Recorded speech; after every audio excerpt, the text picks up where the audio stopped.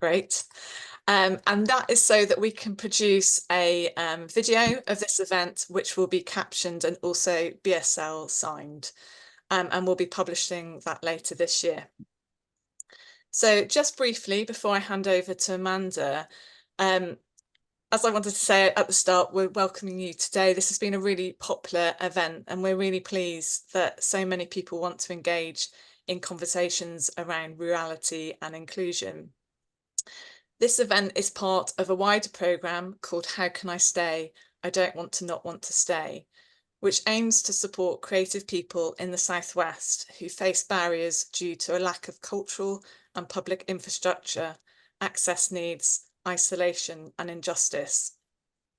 The How Can I Stay programme has been devised with members of the Visual Arts South West Steering Group, Erica Can, Laura Hopes, Amanda Lynch, Rocker Holly Namby, Georgia Newman and Melanie Stidolph, and with Visual Arts South West.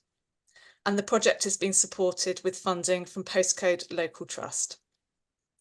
This is actually the last event in the programme, which has been running since June, and in total has included 4 in-person gathering events, which have been held in Cornwall, in Bodmin, in Barnstaple, North Devon, in Portland, in Dorset, and between the New Forest and Chard. We've also published new editorial where artists Orange Shoesmith, Ashish Gadiali and Simon Lee Dicker have shared their experiences of living and working in rural contexts. And we've had 2 online seminars, this event and a seminar by Georgia Newman and Laura Hopes, exploring the idea of islands and their social, cultural and geographical place in time.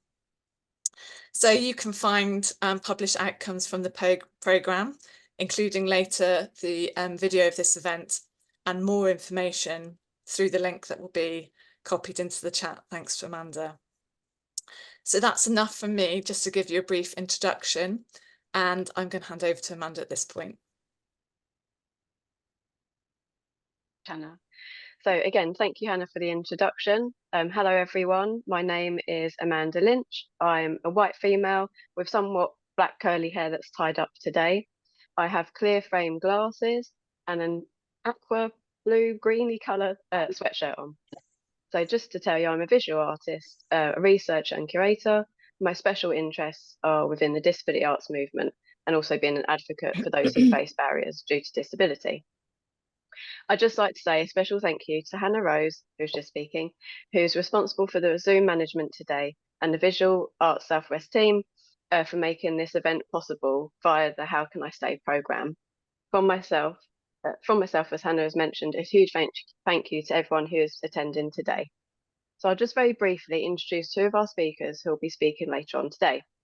So Matt Burrows is a curator and gallery manager for the Exeter Phoenix, a contemporary arts venue in Devon that specialises in working with emerging and mid-career artists.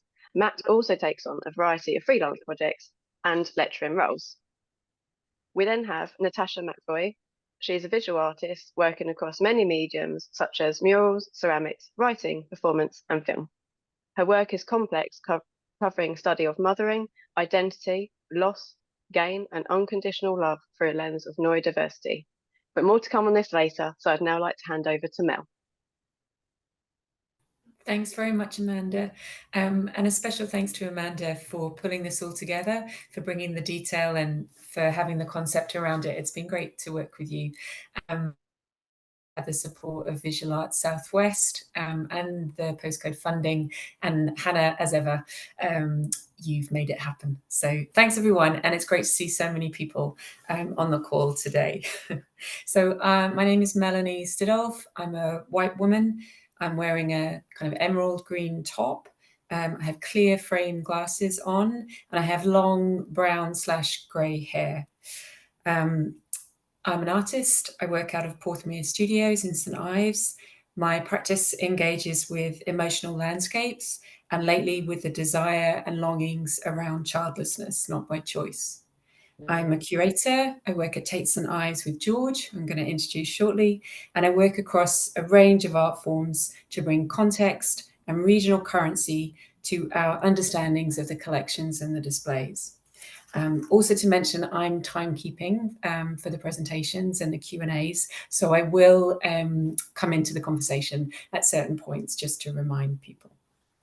So I'd like to introduce Anna and George. Anna, born 1989, is an autistic artist based near Hull. She makes work exploring her autism and co-occurring conditions and UK disability benefit culture.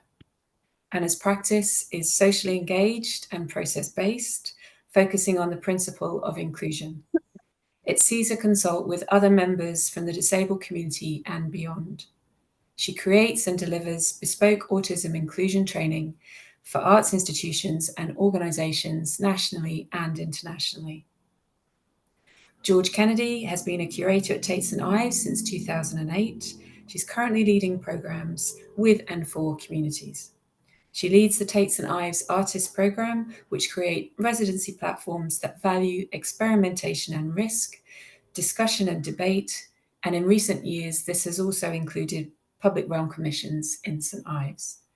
Her practice is led by a curiosity in exploring notions of belonging, practices of care, and the power of play. So I'm going to hand over now to Anna and George. Thanks, Mel. So I'm George. I'm a white woman. I've got shoulder length brown hair with a fringe. And I apologise that I'm actually glowing very yellow today, but it's so dark outside in my window with the horrible weather that to see my notes, I have to have this light on above my head, and it's making me glow a bit strangely. So apologies for that. My pronouns are she, they, and thank you, Mel and Amanda, for inviting us, because as you'll see as we begin to talk about the work we've been doing, inclusion is like a real passion for both Anna and I, and it's a real delight for us to be able to just have a conversation together focused in on this today. So we're really grateful for that. What we're going to do is I'm going to hand over to Anna in a moment, and she will begin by introducing herself and talking a little bit about her practice to date and what she was thinking and doing before we started to work together. Then we will talk a little bit about the context of Tate St Ives and why we made the invitation to Anna, and talk together a little bit about rurality and inclusion in the context of Anna's specific experience, before we then move on to talking about the Your Space Commission at Tate St Ives. So I'm going to hand over to Anna to kick us off. Hi everyone, thank you very much, George, and thank you so much for a lovely introduction. My pronouns are not sure, so please just call me Anna. I am a white woman. I have brown shoulder length hair. I usually have quite a big smile, quite a toothy smile, and I have thick glasses with dark rims and silver shiny earrings. I have a white t-shirt which says equality in black writing on it, and I'm sat with my Access to Work support worker, who is Anna Knowles. Hi everyone. Yeah, I'm Anna Knowles. I have the pleasure of being Anna's Access to Work support worker. I have got long blonde hair, a stripy t-shirt on today. We're actually quite matchy, aren't we? Monochrome vibes. And corduroy dungarees. Yeah, so George, shall I begin sharing the Prezi now? Yes, please. Okay, so Amanda also is going to pop into the chat the link for the Prezi in case anyone would like to follow along in their own box. You don't need to have an account, but you will need to just pop your name in and your email address. That's just so I get a sense of how many people might have seen it. Okay, I'm going to do that now. This one. Yep. Oh, right. Okay, so a little bit about me. I make lots of different work. It's really hard to define what it is that I do, but I will try a little bit just to tell you about some of the things I've done, which might be easier. And then George can help me out a little bit with talking about socially engaged practice, especially looking at this project of your space. So I like to play around a lot with information. I feel like information makes and breaks everything in the world that we live in. I have been really lucky that post-COVID, even though I moved out of London, which is, I guess, a lot of people would see this metropolis and of art, I moved up north for care. So just so if you pardon? Yeah, so these are some examples of my work. I've been really fortunate to work with collectives like Form, where I've actually met people who then have become support workers and mentors. I have been lucky enough to work with PhotoWorks, Photo Fusion, delivering training and getting commissions, and thinking about accessible open calls and application processes.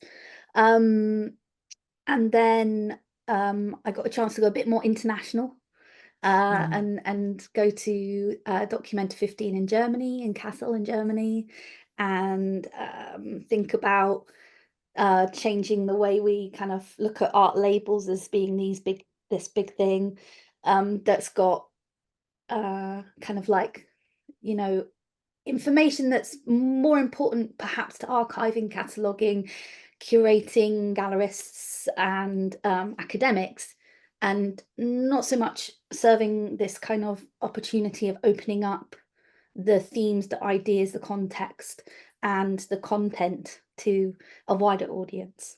So I made these expanded labels, artwork labels, which were visual posters, breaking down what is essentially, it was a very complex, very socially engaged and process-based festival of 100 days in Germany. So that's Documenta 15. I'm going to move on now to talk about this bit. Yeah. So I started playing around with access riders, and I was kind of interested to think about the duality of access needs. When I say that, I mean, I have access needs, but also the people that I'm trying to work with have access needs to understanding who I am and how I work best. So I was getting really interested in how to create more accessible ways of explaining who I am and what I need and what I do, and how my setup is done for support. Because I think sometimes it can be a little entitled to think that you're the only person with access needs in the room all the time. So I'm always trying to play around with that. So here's a slide. I'll just describe it a bit. So it's a slide with a question in the middle that says, what is access to me? And around it are loads of post-its and stickies with different key words on, like inclusion, equality, acknowledgement, life, an inescapable daily reality, a priority, a process. The Prezi link, this will stay live for as long as. So if you would like to revisit this in your own time to go through it in more detail, that's absolutely fine. So I'm going to be quite sort of quick and move through things, but the link is available all the time after. So I'm doing okay. Yeah, you're doing really well. Keep going. Yeah. So here's an example of trying to break down some of the things that I struggle with and also how I manage those things. This is a very basic version. So this is some icons prompting a visual connection to what it is that I'm talking about. I've got words like organizing, planning, timings, prompts, well-being, and reassurance is probably one of the biggest things that I can struggle with, as you may have just seen. So yeah, and you'll be seeing a lot more of that probably throughout the rest of this talk. And then I have my barrier breakers. So this was specifically for my trip to Documenta. So I was lucky enough to have support from someone called Rachel Burns.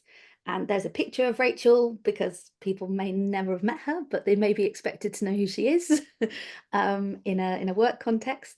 And then also my mum, Helen Farley, who's actually in the room as well, behind the computer. Say hi, Mum. Hi. She's also an incredible professional in the in access needs, whether that's university students and PhDs or mentoring, advocacy.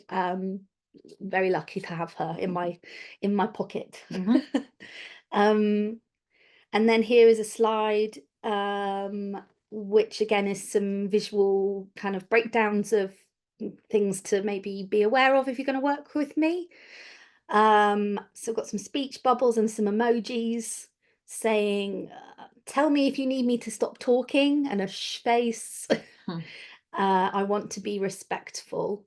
So trying to get across kind of what my motives are, who I am as a person, so that people can begin to understand what it might be like to spend some time with me and to not be afraid of me, that they're going to get it wrong. So this is a very new way of approaching this in terms of an access rider. If any of you are from organisations or you're an individual who has one or has been thinking about having one, this is quite sort of new in terms of how this might look in terms of a format, and something that I'm currently continuing to develop. And yeah, moving on. And then I was lucky enough. Anna, just while there was a brief pause, sorry, I didn't want to interrupt you. Thank you so much for this. We're at a halfway point in the presentation, so 15 minutes, and then 15 minutes to go. We do have a little bit of leeway, but just to let you and George know. Thanks very much. Thank you. Thanks, Mel. And then I was lucky enough to meet George. Yeah, so I think the access rider there, Anna, is a really good point to reference, isn't it? Because I see that as part of your practice. And as you said there, this is quite a new way of working. And I think it's really illustrative of how you are, how you approach communication, how you approach making work, this sense of process-based development of any idea. It's and I think also access riders are often become like a thing, an object, a sort of a thing, but actually it's part of your life and it's part of your day. And I think so we met, and this is part of that, and this is part of the journey we've been on together. It's not a standalone thing, and I suppose I want to make that really clear. Anna and I met at an event called Explorers Event. It was organised by Project Artworks. It's a kind of alternative and very inclusive model for what a conference could look like, with people of very different abilities, including people that were non-speaking, people that were speaking, you know, in terms of physical disability, in terms of neurodivergence, incredibly diverse mix of people. And it was amazing to see how that could work in a different way. So we met in this kind of really beautiful way, in a context where it was very equal and very inclusive. Of course, there were still barriers, because there always are. And I think when I met Anna, yeah, I'm going to come back to that actually. I'm going to say something about Tate St Ives first. So Tate St Ives, we are in a really remote area, coastal area in Cornwall. We're a national gallery. We have very different audience from peak to low season, with lots of visiting population in Cornwall as well as local people. And so the barriers change from different depending when you come in the year. It can feel like a very different place, and what motivates people to come can be very different. So it's really important to kind of acknowledge where we were at. And before we invited Anna to work with us, we'd been doing a lot of work around health and well-being and access and equality, and particularly focusing on, in my area of work, on disability and neurodivergence. We'd taken part in Dash's WAV, We're Invisible, We're Visible programme, which had been a national programme. I'd taken part in Claw's Inclusive Cultures programme. So there's a lot of thinking for me in this area. And we were looking at there's an image on this slide of Gallery 9, and we were thinking about how we could reframe that space, which is in the galleries, but it's a kind of an always on alternative type of space. Sometimes it has film screenings, sometimes it's very live. And we were looking at how we could reframe it by working with a socially engaged artist. But we had no budget at that point. So I think, you know, I'd also been thinking a lot around inclusive practice and practices of care and what it means to be comfortable. So going back to those questions, Anna, on the slide, these were questions that what it means to be comfortable is a question that I think is actually really quite radical to think about in terms of art practice, in terms of galleries, to really listen and respond and be active. These things sound very simple, but actually in practice they're not always achieved, they're not always asked, they're not always listened to. So, you know, we were, both Anna and I think were thinking about this in quite a radical way. And you know, Tate was talking about values. Kind is one of our values. What does it mean to be kind? So yeah, so meeting Anna, it felt like we have a parity here of where we're at, where I'm at, and where Anna's practice is coming from.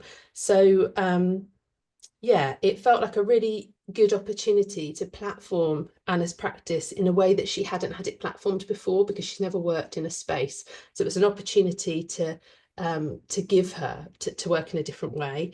And it also allowed us to create some visibility and commitment, very visible commitment to inclusion, both internally within our staff teams across Tate in different departments, but also externally with our audiences and our communities, and to contribute to the kind of wider conversations around socially engaged art and around inclusion, but in a way that wasn't just EDI or learning and inclusion. You know, we very specifically wanted to frame this as an artwork. And I was really confident that Anna was on the same page as me in terms of wanting to personally kind of create positive impact. It wasn't a kind of unethical decision to make that. We were coming from a similar place, weren't we?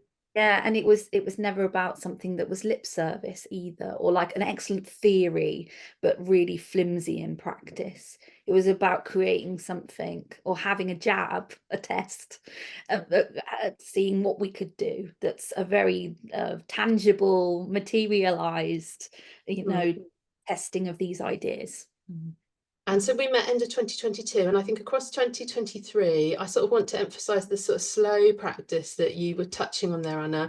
We really just used that year as a chance to have conversations from a distance online to work out how to ask these questions. You know, how do you work best? What do you need?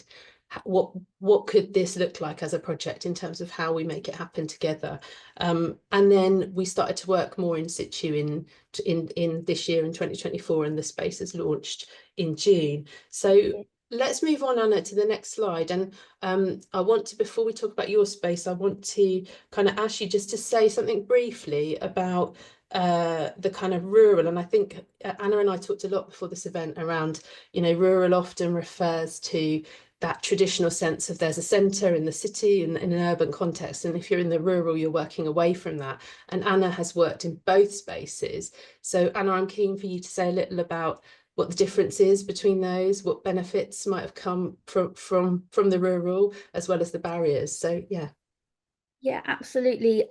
Whilst I'm doing that, also, I just want to encourage anyone to use the chat to potentially you know, add for us to understand what you think rurality means, whether that's in your context or more generally. So I was in London and doing a lot of work in London. I was doing some work with Tate Exchange. I was running autography, my community arts project. for autistic adults, hosted by Photo Fusion, which is Brixton. I was getting some incredible kind of mentoring from people like Becky Warnock and Lizzie King and Scarlett Crawford, and amazing people, Anthony Livera, amazing people within socially engaged practice. And then COVID hit, and my social care, which was pretty vague and fragile as it was already, just completely smashed to pieces. So my family were living up north, and I went and took refuge in my mum and dad's house, like many of us did. And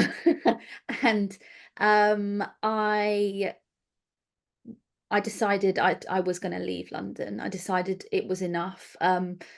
You know, waiting for something that probably wasn't going to happen in terms of my social care needs, for my access, you know, my access support and daily living support. So yeah, so my career was really building up when I was in London, and I was getting really excited, and I was starting to get better at networking and meeting people, and you know, felt really in the buzz. And then you know, with COVID, it was about getting really creative, and I'm sure this is ringing true with a lot of you. So learning how to work online, learning how to do a talk online, learning how to Zoom, learning how to post materials and activities, and how to engage, and how to you know, use art as a non-luxury, as something that's part of a daily process for coping, self-reflection, self-awareness, and connecting with others.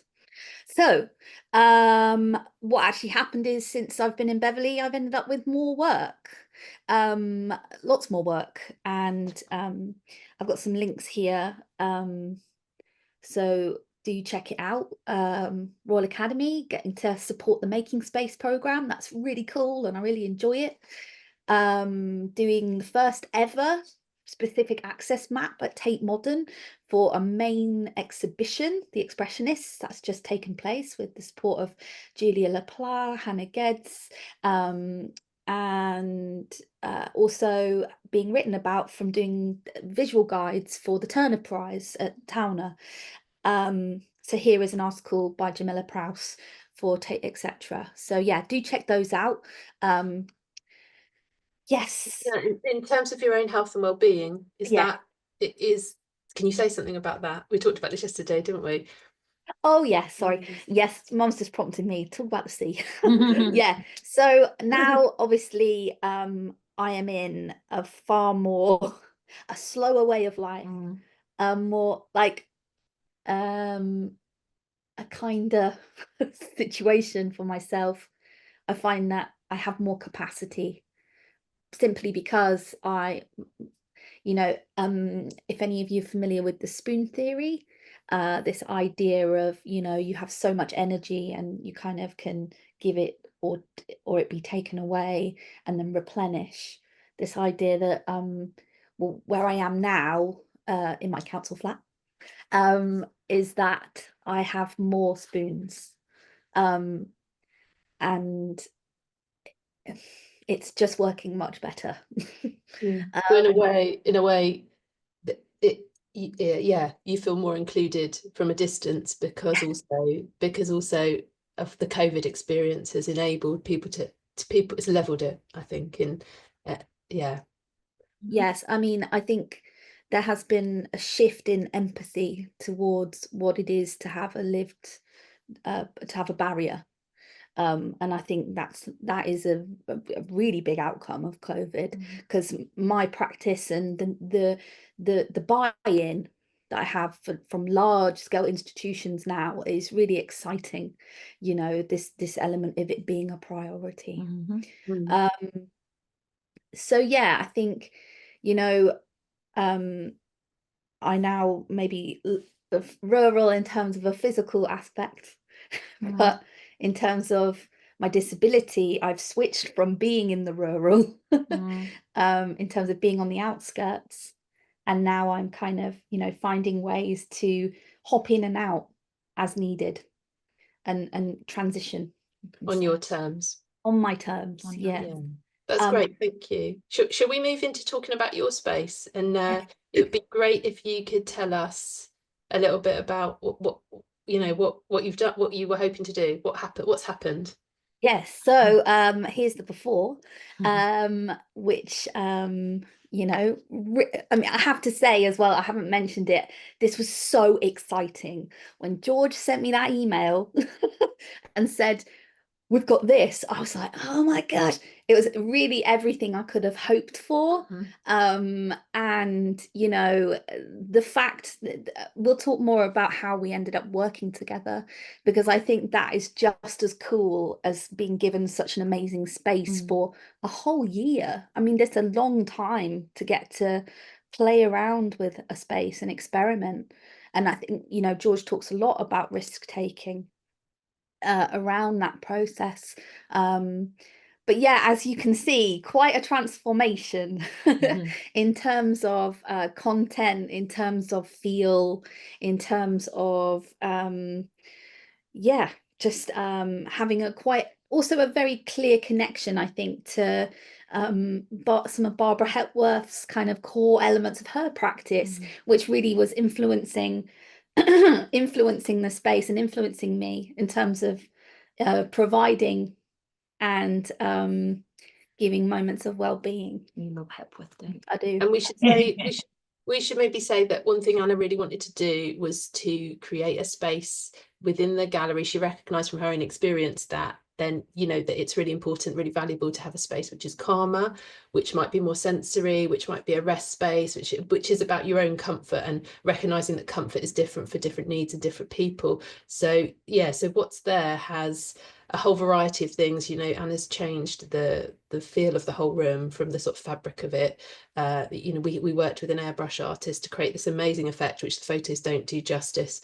It's very, the feel of the walls and the paint on the walls is very sensory when you go in, and there's lots of different Anna didn't necessarily make everything in the space. There's lots of different fidgets and different sensory things that are included in the space, as well as an audio resource that Anna's made, which is a kind of mindful drawing activity that people can listen to on headphones and take part in, and they can leave their drawing on the wall or take it with them, as well as books. And yeah, there's and we'll talk a bit more about the cushions. Do you want to there's so much. So much. Yeah, I mean, I think that's the thing, is I was also keen that there is so much in terms of where Tate St Ives is, and we talk about that coastal location, we talk about the different audiences that might come across on an annual kind of stretch. So you've got people who are locals, you've got people who are tourists, you've got, you know, people who are coming for their summer holidays, and then you've got people who, you know, are part of the fabric of that space all year round. And I think, you know, that was a really important thing for me to create something that was going to flex and change depending on the progress we were making. And anyway, yeah, yeah. Maybe on the next slide, Anna, do you want to just well, I'm actually even a slide ahead, aren't I? Should we go to the cushions and come back to this?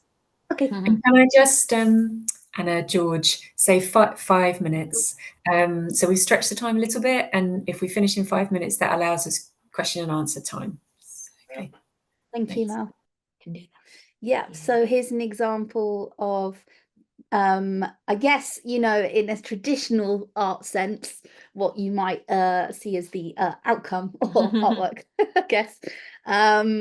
So working with, I was really interested in platforming all of the different people who this space could potentially be providing for as an environment to support their productivity within the Tate building. And that's community projects that are happening within Tate St Ives as undercurrents that you're not necessarily seeing, but they're taking place and it's happening. The work is happening.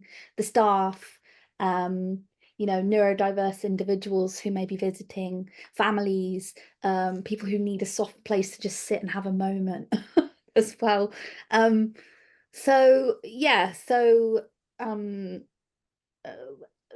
think the whole process and how we ended up to what the socially engaged practice formed as is that it was paying attention to the way in which we were doing everything. So I use a lot of videos as terms of my access needs to introduce myself to people and for people to introduce themselves to me.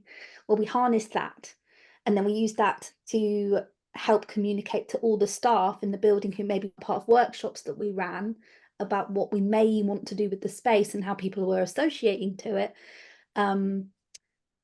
Oh, I just got panicked about time and I forgot what I was saying. Don't worry, Anna, I'm going to add, and you can pick up from me, because I think that was a really interesting thing that Anna said from the onset. You know, well, how are we going to involve the staff? Because she'd been listening to us and she'd been saying, oh, there's an issue with this space that actually it's difficult to manage, and, you know, who owns it and how does it get looked after? And she said, well, let's just involve everyone. Let's involve all the visitor experience team. So, you know, when Anna was down visiting, we did a workshop that everyone was invited to, and Anna was really keen that in terms of the cushions she was making for different community groups, she did one specifically for the staff group and wanted to sort of talk to them about what would be comfortable, what was their comfort, what was their need when they were at work and they needed to have a quiet space.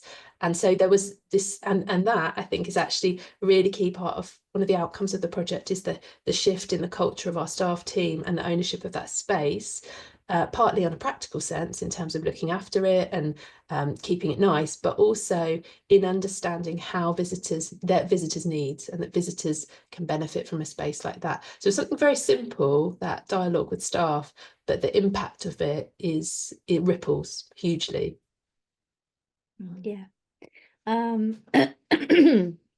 So it was about creating touchable references to Barbara's sculpture practice, and yeah, bringing that to people. As you can see, Cassie is doing a lovely job of It was Anna about this cushion. This was for Shalal, who are a community dance collective.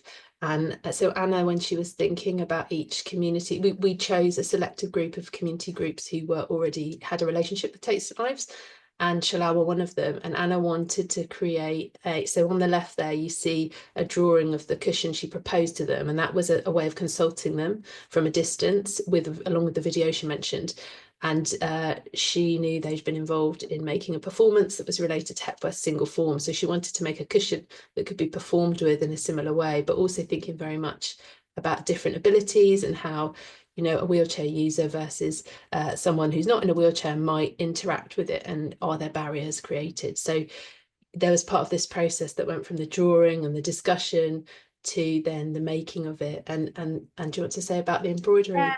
Yeah, I was just going to add to that. I think a lot of immersive environments and installations within the arts, there's still a real modeling of the artist's body, who's the maker, in terms of how it becomes realized, and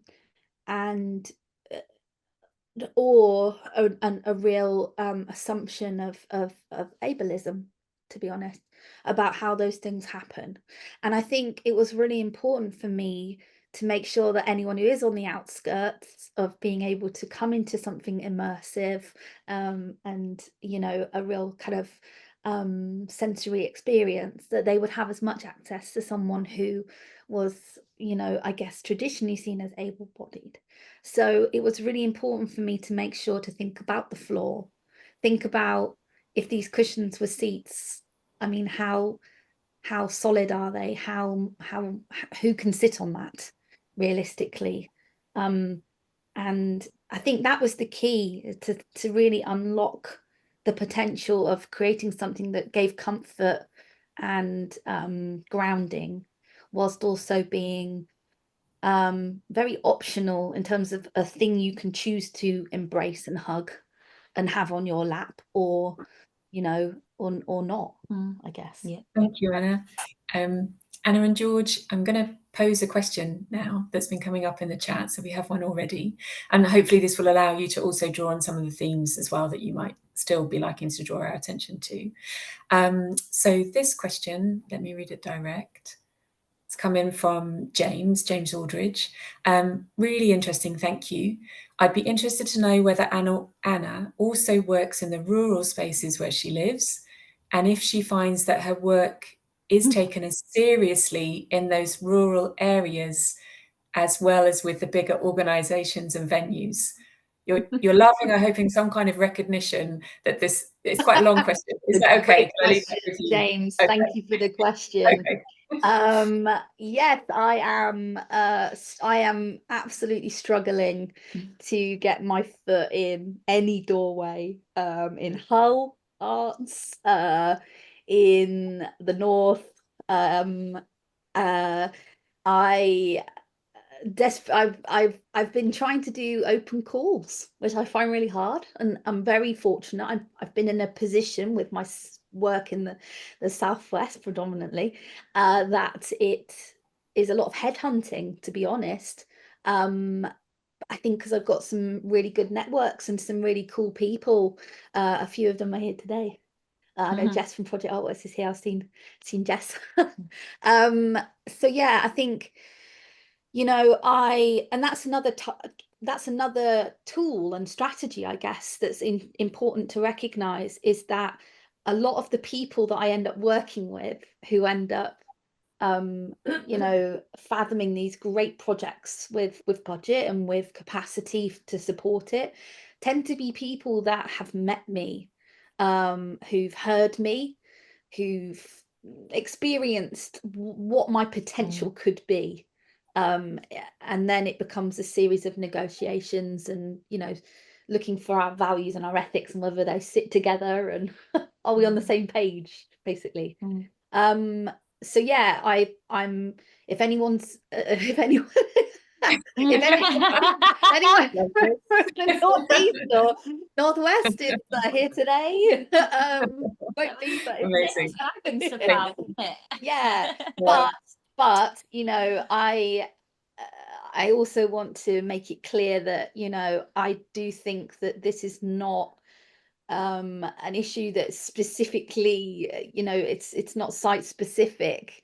My work is site specific because of the nature of what it is, but my point being that nationally and internationally, globally, these are things that, you know, need more research, need more trial and error and testing and experimenting, and the work needs to get out there. So, you know, it's okay that I end up kind of operating in a more mobile way. But yeah. I add something. I was just going to say, I think also, Anna, as someone inside an organisation, you know, what you're doing, and we talk a lot about this, is that sort of subverting the culture of galleries and museums. And so it's actually really difficult to and I think meeting you is important, because when you meet Anna and you hear her talk about her work, I took part in a workshop, you then go, I see, I understand, you know, it's actually, you're going on a learning curve, we're going on a learning curve together, and it's really hard to preempt what that would be. And I think some of the organisations you work with are a certain size, which allows for a certain resource in terms of staff time, etc. And the thing we didn't talk a little bit about, but it's important to say, is the process-based. You touched on it, you know, that you often say, I'm a process-based artist, I work in a process-based way, and I think you have really stretched my understanding of what that means. True, totally true, and I love it when you talk about that. Yeah. Yeah. That sense of actually, you know, what does it really mean to have us to slow down, to take time, to acknowledge that actually sometimes we might have to pause completely because of our health, or, you know, and what we haven't said about your space that's important to make clear is it's not finished in terms of we opened it on a day and that's that. Anna's design for the work, for the space, is that it is an experimental, evolving space that is delivered in waves of activity, and that's partly because that makes sense in terms of listening and responding to what's going on, but it's also manageable for how Anna can work. So it's being realistic as well, isn't it? Yeah, I think, when I talk about process-based, I'm really harnessing my understanding around my neurology and my processing. So that's where my definition of process-based is that really extreme version of paying attention to the process and letting it take the reins. So obviously, that's quite sort of terrifying, in terms of what may or may not happen. But these, and also I'd like to point out, and I'd like to do a shout out to Documenter 15, to Ruan Grouper, who a lot of these the permission I've received about working in this way have come from global South mentalities around health, humanistic making, sharing, creating and connecting through art. So I think I really wanted to get that out there as well, because that's really important. Thank you both. I'm just going to bring in a couple of points in one comment, I think, that people have been making, but also I love that there's an immediate response to your shout out from Becky, curator based in Hull, who would love to work with you. So that's great. And there's a lovely comment here from Emma. Thank you so much. It's super encouraging to see what you were doing and the way you were working. I didn't know about your work in the room at Tate St Ives. Do you think there is sometimes a lack of promoting and shouting about these projects after they've both been done? George and I might have an off-screen conversation about that. But it's kind of nice that this is kind of noticed. It should be all over socials, makes neurodivergent families feel so much more seen, keep up the good work. So I just want to tag on to that lovely comment from Emma. I think just if you could say a little bit about the response to the space that you know about from visitors and how it's been used. But thank you so much, everyone, for joining in on the chat. Yes, and quickly, I just Go wanted to say, so add more questions, add more things in chat, and we can look at them later, and it will still help me and it will help George, and it's a really healthy thing to do. So don't be shy, get your thoughts out. Cool. Carry on, I was George. just going to respond to that, Mel, to say that's a great comment, and I think we agree, and it's that's part of that cultural change. And I think there's a definite, again, we're talking about slow practice, that cultural shift. Yes, there's huge step change that I can see that I didn't anticipate to see so quickly, because these things take time. And I'm so amazed, actually, particularly with our visitor experience team, of how there's been this huge shift in the last 6 months, but that has to ripple across the organisation. So I agree with that comment, and I would like to think over time that will hopefully continue to change and to grow. But to talk about the use of the space, just to say very simply, the use of the space is huge. Way more people go into that space. I haven't got the numbers on me, but we're talking tens of thousands in the last 6 months of people who perhaps would have gone to the threshold and walked away. Now, pretty much everybody is walking in and taking part and spending longer in the space. So the dwell time in the space is longer. And also in terms of who's going in and who's participating, it's very diverse. So often a space like that where it's sensory, and this is part of the cultural shift, people come with children and it's like, oh, it's a family space, go in there. But actually we've started to really shift that to say, everyone should go in there. And how do we make that invitation? We've scripted a line for staff to say, so that's really clear that it's a space to welcome anyone. And that the scripting of the line comes from the language that Anna is using in the room around the giant floor vinyl, right, that we've got at the mouth of the space, and I think clearly it says come in, this is for everyone. And then those boundaries, which if you've seen any of my visual guides or any of that work, you'll see that typically I've got boundaries that are near the beginning, which kind of give a set of permissions and motive operandi, operandi, how to be, how to move. But it's not in terms of you must behave this way. It's actually more about like, don't worry about being someone you're not, be yourself. So and in terms of what was said about promotion there, I know you've talked a lot about kind of thinking about anybody being interested in writing about this space, engaging in critique about this space to push this work out. I was recently at an event for Kaleidoscopic Realms, an amazing show in Nottingham Castle that is curated by Christopher Samuels and Jennifer Gilbert for 8 neurodiverse artists. I was lucky enough to be able to be commissioned and do some of the work that's in that show in terms of resources for access and productivity and learning within that space about those artists' practice. But I think we had a really interesting conversation around journalism, around art criticism, and the differently abled, disabled arts, and you know, there being these kind of shock comments, you know, that people are not so interested if disability is not in the forefront as a hook, and also that if someone has done a piece about disability as the hook once that year, then they don't want to do another one because it's, you know, not ideal. So if anyone has any you know, connections to you know, really kind of like internationally critical thinking around arts and what it means to be an artist, what it means to be in a space, and what it means to have care for humans, not simply art objects.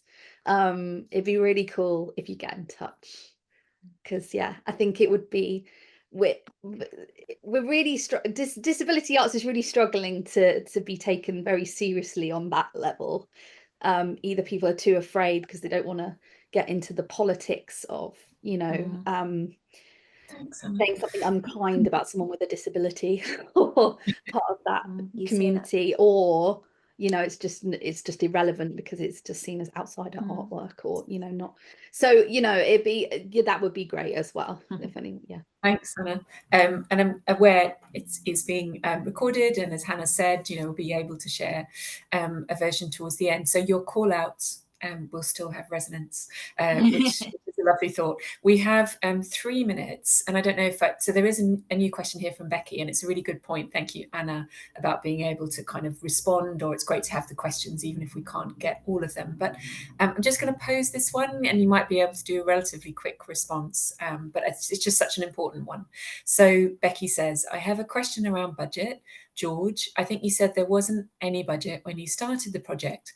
Does this process-based, slow practice approach benefit from having no set budget to begin with? How did you start the project without being able to confirm a payment for Anna? I'm always really nervous about approaching artists when budget is not in place, especially disabled artists. Thank you, Becky, for that question, because I think in itself it's risky. So thanks everyone for this good space here to raise these questions. George. Yeah, it's a good question. I think yeah,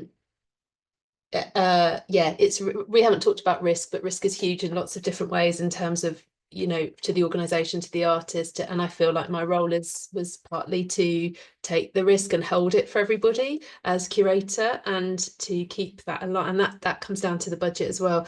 What I suppose I was able to do was we drew money in from 2 places. We had a small pot of money from the Boscia Hinton Foundation, which supports kind of disability, particularly and work around disability. And that was a very small pot of money, but it was a kind of fixed amount that just kind of went in, and we didn't have to do too much for it, which was amazing. We had an opportunity through our National Lottery Heritage. We were in the development year, so we were in the process of working up the big bid for the Palais de Dance Capital project, which is Hepworth's second studio, which we're looking to make into a public space, a public museum, as an addition to the Hepworth Museum.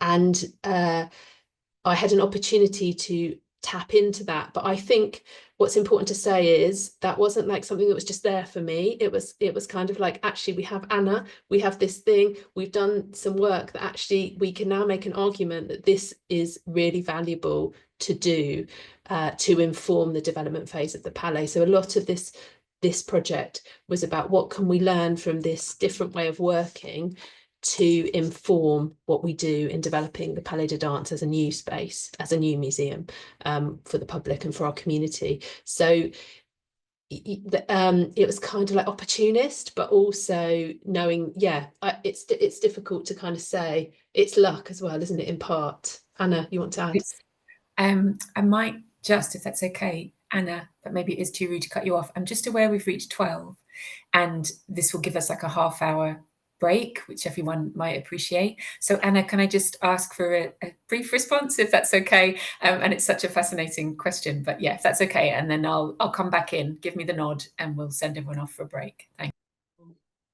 Very quickly, just adding to what George has said. So there are those incredible serendipitous kind of things that happen that make something possible, which is great.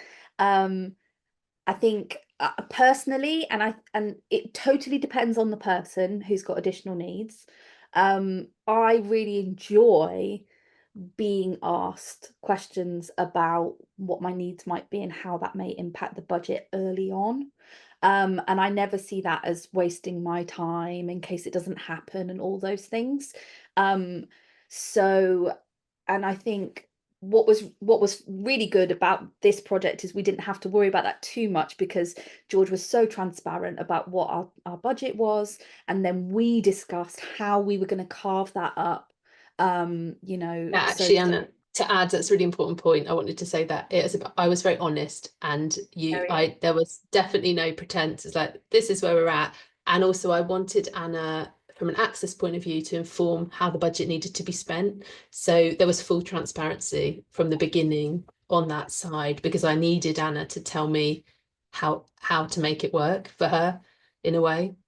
But, and here's the caveat to that, just remember, if you're working with someone who has a lived experience of disability or is differently abled, right, is that they may also not, it's a privilege to know what you need. It's a privilege to have a good understanding about what your access needs are and how those might be solved by certain choices and, you know, allocations of budget. So it's really important as well to take the time and have thank you, Jo. Take the time and to have those conversations. And I think the main currency that me and George have maintained, and I think that's why it's just been so much fun to work with George, honestly, is empathy. I think there's just been a lot of listening. So that quickly, before I give back to Mel, in the Prezi, there is a slide before the cushion slide, and that has loads of little kind of snippets around the tools and the strategies that we used to work together. Thank you, Can Anna. I say one thing as well? If you're putting in the chat about wanting to be in touch with Anna, her website link is in the Prezi, and you can submit a form. Click on the website, submit a form, send us your emails, and we'll be able to be in contact. Thanks so much. And I will just remind, we will have a little bit of free space right at the end of both presentations, where if there are extra, I really must put this to you face to face, we can bring up then. But thanks everyone. Please do turn off your microphones and your camera while we have a half-hour break. Come back at 12:30. Thanks so much, George and Anna.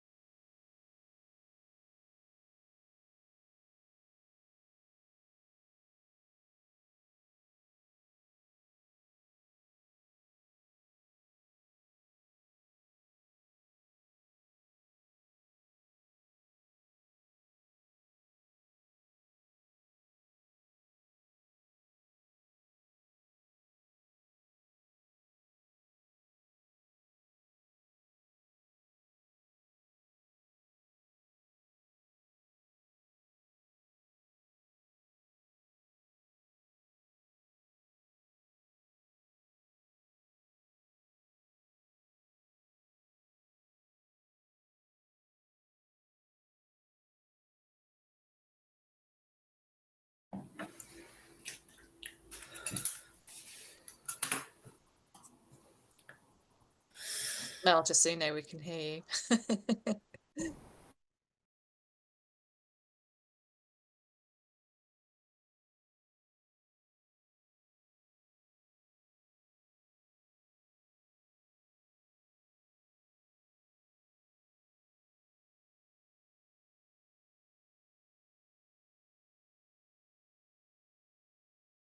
Hello.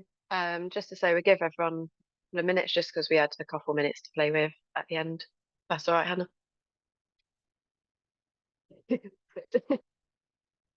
Yes.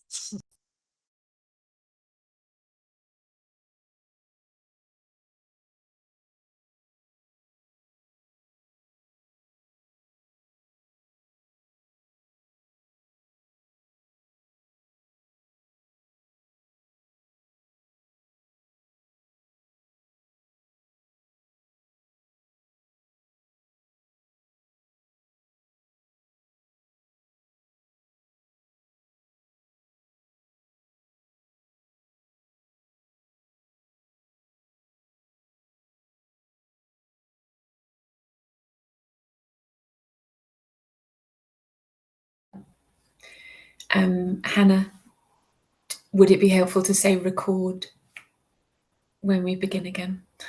Yeah, it is. We are recording again.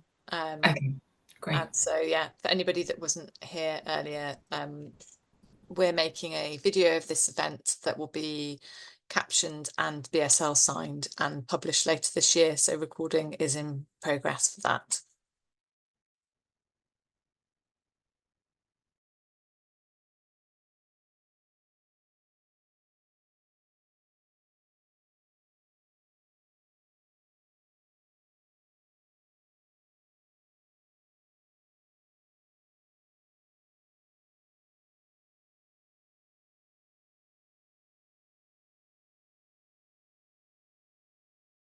I'll just wait and see if Anna's come back as well, because I know she didn't want to miss this next bit. And then if not, I'll give 1 minute and then I'll start.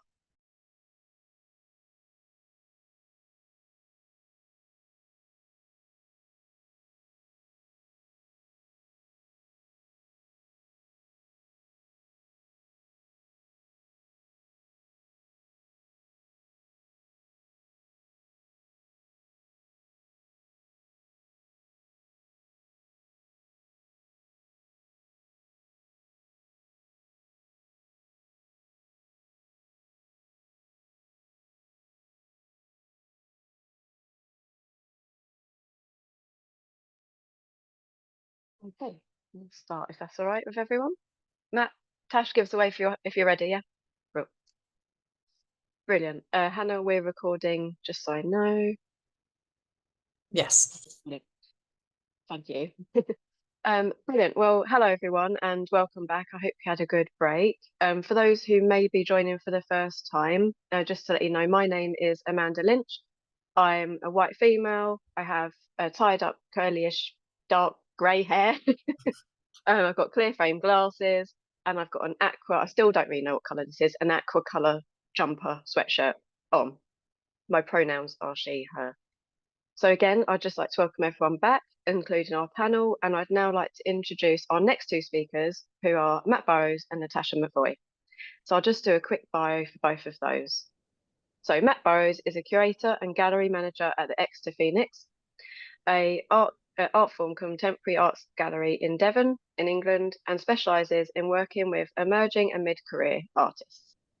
He has over 30 years experience in working with contemporary art projects, management, exhibition making, and curation roles in commercial, public and community settings. He also takes on a variety of freelance and consultancy projects, mentoring and lecturing roles as well. And our next speaker is Natasha McVoy. Natasha is a visual artist working across murals, ceramics, writing, performance and film.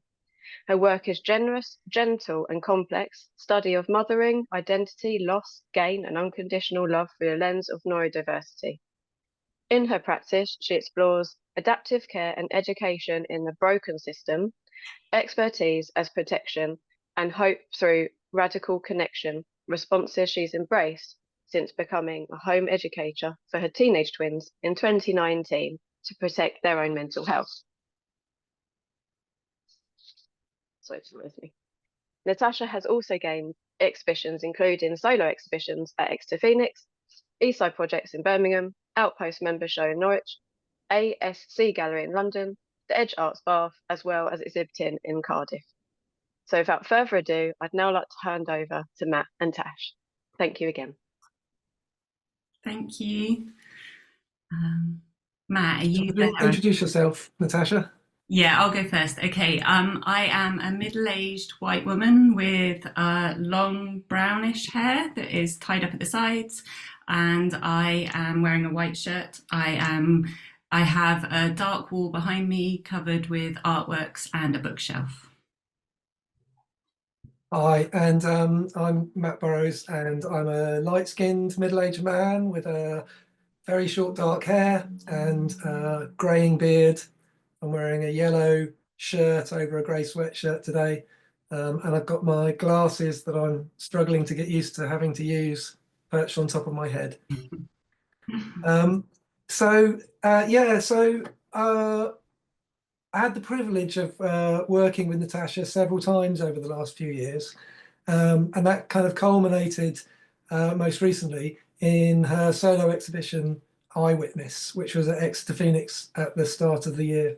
The exhibition explored various ways Natasha had rehearsed, adapted and changed the fabric of the world around her in order to provide invisible support structures for herself and for her children.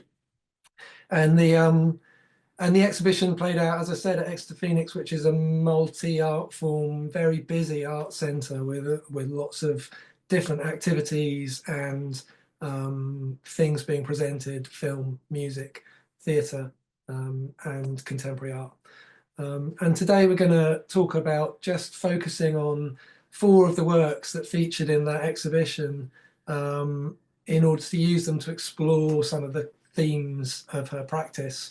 And that maybe also touch on subjects of location and care and the importance of working relationships.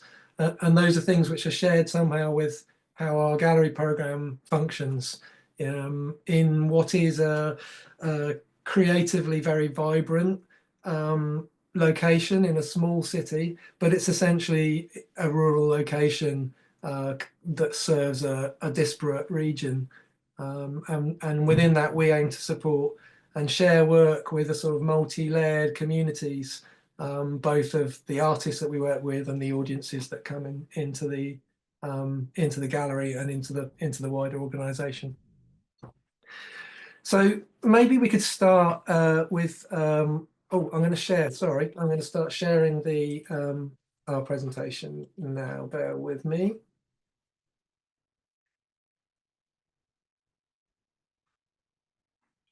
Brilliant, thanks. Okay, hopefully you can all see that.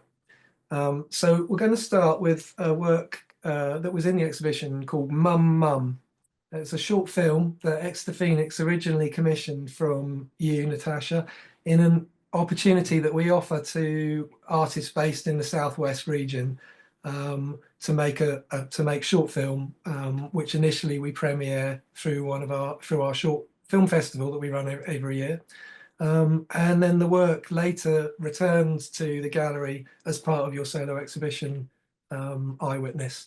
And the film uses themes of mirroring and rehearsal to explore the invisible labour and structures of parenting and care. And in its creation, it utilised collaborative relationships that you've forged in your daily life.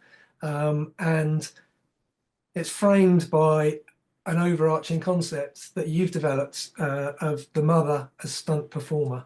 So I wondered if you could start by telling us a bit about that. Great. Yeah, thank you. And thanks for the intro. And also thanks to Anna and George. Look, there were lots said in the earlier discussion that I've been thinking about, and especially thinking about duality of access, which I think will play out in this conversation that we're going to have. Just to give everyone a little bit of context, I have had a arts career that has jumped around and taken many forms at different times, and also I have, like we said, I have children who are now nearly 15, and I have a partner who is a freelance worker, and so the majority of the growing up my kids did with, sorry, I'm flustered, as they were growing up, my husband used to work away from home for long periods of time, so I was a primary carer. And it wasn't until my children went to school and started having difficulties at school that I began to consider that actually there may be problems that needed a different system for them to function in. And in 2019, we deregistered one of my children, and their twin remained on roll but now receives hospital education, and so receives education at home. So I'm essentially a home educator, but not following any kind of curriculum, and it's not an idealistic sort of notion of home educating. It's one that is hopefully to protect their mental health. And at the same time, my art practice that previously had been jumping around had found a home in a studio at Spike Island, which, excuse me a sec, which I was expecting to be able to use in order to have a studio-based practice, but I suddenly, as a home educator, I was back at home a lot more and only going into the studio sporadically and with my children. So I began to think of the analogy of the relationship and the analogy of the stunt performer to an actor as somehow mirroring my experience of trying to make the world that my children and I were, their experience easier. And I was doing a lot of preparing spaces for them. But one of the conversations I'd had while they were still at school was with another mum, and she is a wig maker.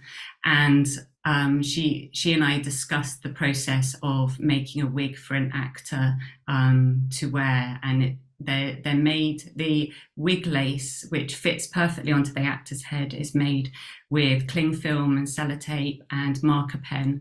And so immediately I was struck by the very similar sculptural practices that we both had. And so when I applied for the Artist Moving Image Commission at Exeter Phoenix, I was thinking about how I could draw on expertise that was closer at home in order to enable my practice to keep evolving, but also thinking about these alternative like modes of these alternative spaces that we might be in. Can we move on to the next slide a second? Sure. Thanks. So in this slide, you can see the wig lace after it's been constructed, and you can see how the strands of hair are knotted onto the wig lace. And this labour and care that for me was part of my daily experiences of caring for my children in order to meet their needs, is played out in just the material action that's taking place in the film. So I try to bring themes into my work so that they tell the story on their own. Is that a good way to explain? And I feel like I'm not explaining myself very well. I think I'm being zoomed. Well, I mean, I'll jump in and say, so when this piece of work originally came to us, one of the things that we were really interested in about the proposition that Natasha was making was about initially this kind of arm's length experience of a way of thinking about and responding creatively to ideas around neurodiversity and about care. And as we sort of got deeper into it, the sort of complex layers of that, which were playing out, I think, all around us all through. I kind of think a lot of things happened over lockdown.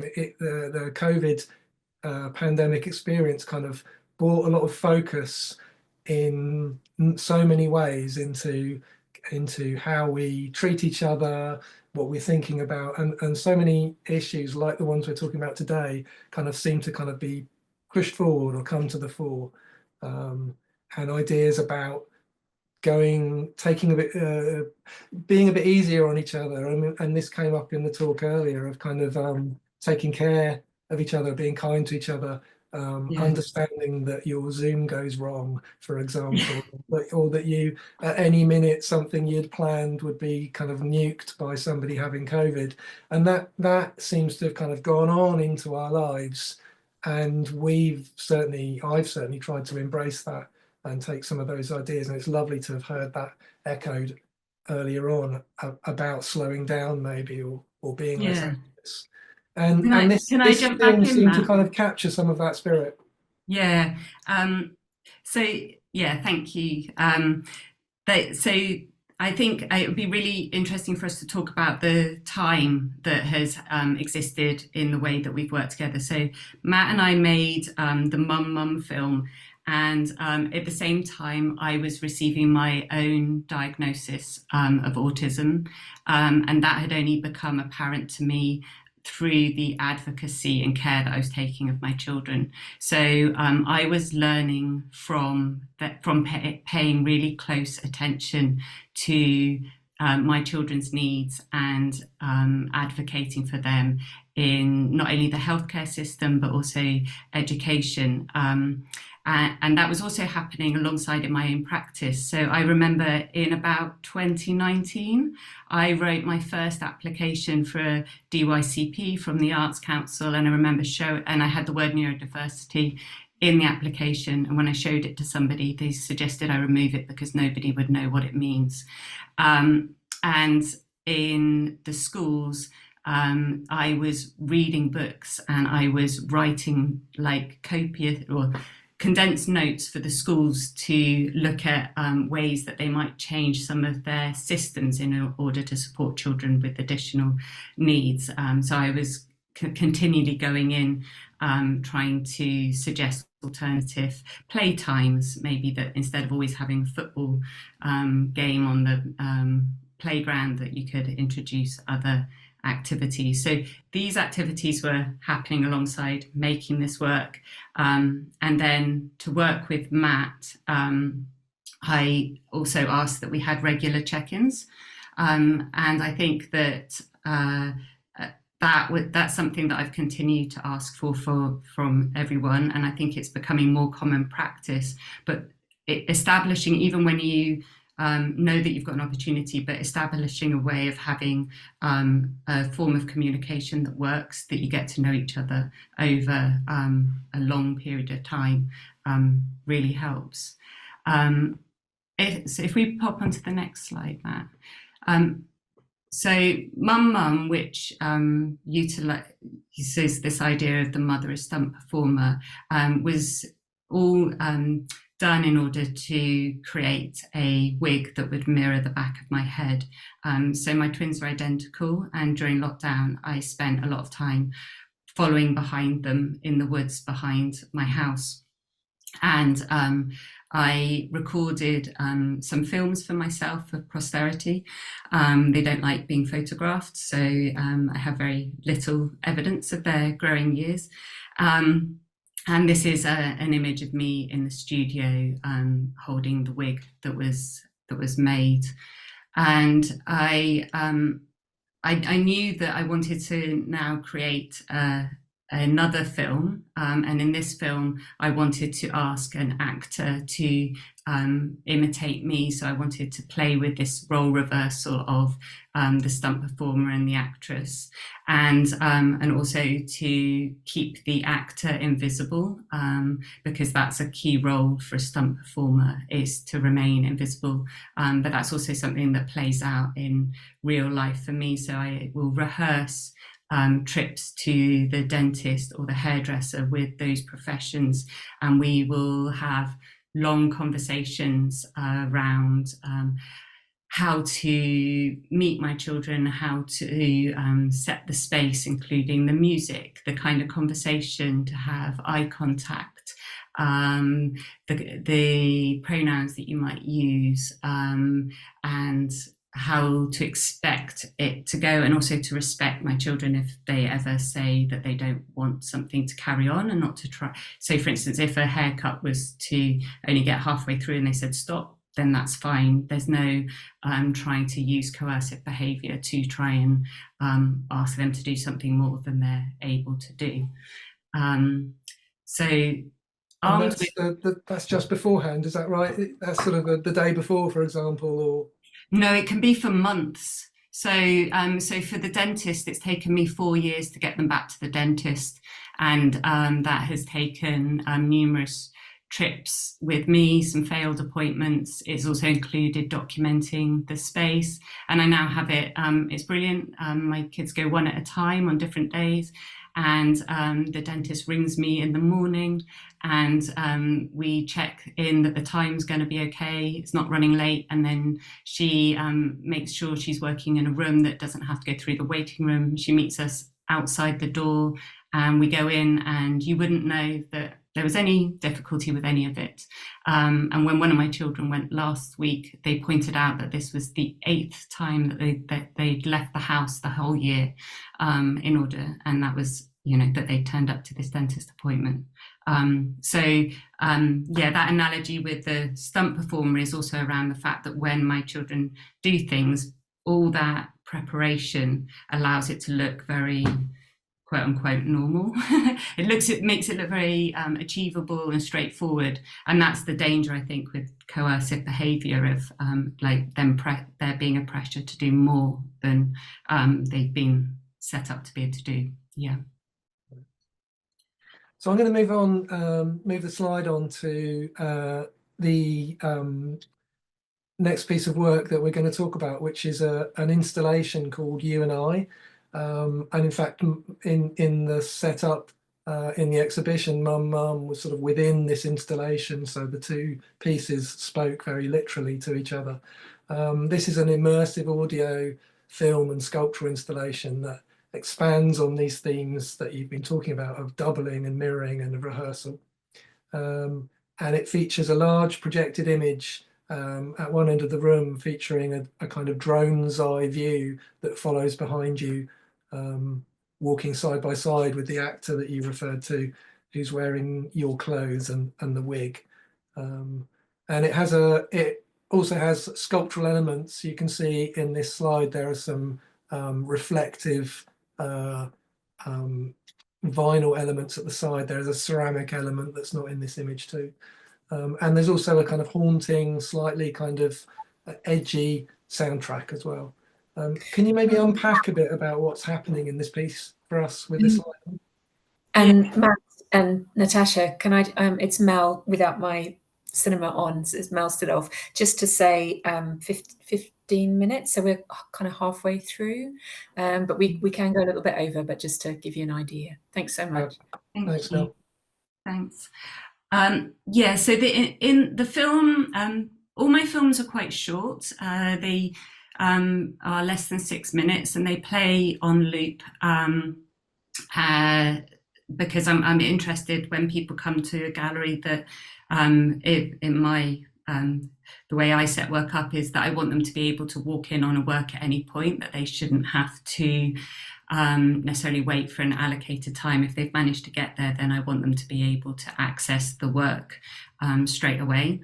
And also in this piece, the walls are dark green, and then these vinyl seat shapes. So that's taken from drawing around myself, sitting cross-legged on the floor. They are on the wall. So because as you approach this part of the gallery, you can hear the sound because it's bleeding through to the next room, but it's not reverberating. So it's like a little bit like a film soundtrack, and hopefully comfortable. It's always intended to be comfortable. But the reflective seats, like they reflect the film. So as you come into the space, they not only perform the action of being a sculpture, but they tell you where the film is playing. So you're sort of the space is being revealed to you by the works, and they also perform as a sound baffle. So they soften the sound very slightly, along with the net, which is hung behind Mum Mum, which you can't see, which also references the wig lace. So I'm trying to give I'm trying to adapt the space through the way my work holds the space and performs. So again, in some ways, like making them invisible performers and allies in the making of my work. And the film soundtrack that you mentioned, Matt, that was composed by a friend's son who had given me the piece of music to pass on to somebody else. It was stuff that they'd made at uni, and when I was preparing to edit the film, I was trying to make space on my laptop and I came across it and it was perfect. And there's quite a big part of my practice that works with what materials close to hand, I'd say, trying to take advantage of the fact that I can't always necessarily work exactly the way I want, but I can adapt things that are nearby, and also that the expertise sometimes comes to you, and that's great. And I also just on that note, I've been working with the same filmer, and like all my audiovisual work is done with Oliver Sutherland, and that relationship is also really important because Oliver now understands my practice so well that there are times when we're working that he will film or record something that he thinks fits within what I might want in the editing suite. So it is like that's another layer of my studio practice, which is really, really important. And the woodlands that you can see in the image, this is again, this is very near where you live. So this is about using where you are and things that are to hand literally in the kind of way that you're making your work. Exactly. Yeah. These are the exact woods that we walked through lockdown. But also that image of walking through lockdown, that's an image that I see a lot when I see friends talking about their children who are unable to get into school. An image I often see is like achieving a walk, like getting back out into nature, like leaving. That is an achievement. That's something that is like an activity that you maybe hope to get to. Yeah, and in this image you can see the drone that was used to film a lot of the walking through the woods, and the drone was paired to the back of my head, so it was told to keep a consistent distance from my head, but if it encountered a branch or something, then it would like swoop to avoid it. So it had its own built-in mechanism to protect itself, and then it would try and catch up with me. And it was a metaphor for the invisible nature of care work, that actually, even if I go to the woods just to try and have my own headspace and some time, then I'm constantly aware, wherever I am, I'm constantly aware of my children and whether their needs are being met and whether they're safe. And yeah, and also they use a lot of gaming, so it was quite interesting that it also had the feel of a first person sort of video game. So there was kind of like these things that talk to both of our lived experiences. Yeah. And in this image, you can see the wig as it's being prepared for the film. It needed dyeing just because the hair that we were able to use wasn't quite the right colour. But then you get this kind of slightly uncanny image of the crown of the head, which also looks like the crown of the trees. But through the doorway, you can see how you entered and exited this space. And on the other side is a sculptural piece called Teenagers, which you can see here, which is upturned glass jugs balanced on black metal frames, which have been modelled from a stall that was in my studio, and they're adorned with the hoods cut off from hoodies that my children wore. And maybe they hold a kind of really tangible sense of fragility. I say that not least as a curator responsible for people's artwork in a space. So they're very sort of spindly, although actually really tough, but really spindly, tall, metal-legged stools, seatless stools, with these glass jugs, which they just really hold this sort of sense of fragility. But there's also this reference in them with of sort of hooded teenagers, groups of hooded teenagers, which is often seen as sort of somehow a kind of threat.